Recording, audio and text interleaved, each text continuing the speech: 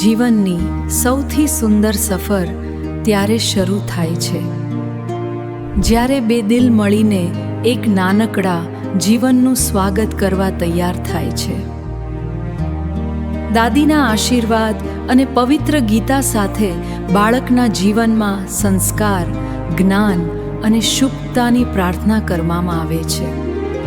કંકુનો તિલક અક્ષત અને પરિવારના પ્રેમથી માતા અને ગર્ભસ્થ શિશુ માટે સુખ, સમૃદ્ધિ અને રક્ષણના આશીર્વાદ આપેમાન આવે છે. બહેન દ્વારા બાંધવામાં આવતી રક્ષા પોટલી માત્ર દોરો નથી, પરંતુ પ્રેમ, સુરક્ષા અને શુભ્યનું પવિત્ર પ્રતીક છે. પિતાના આ સ્નેહભર્યા સ્પર્શમાં પ્રેમ, જવાબદારી અને પોતાના સંતાન માટેની અનંત લાગણી છુપાયેલી છે.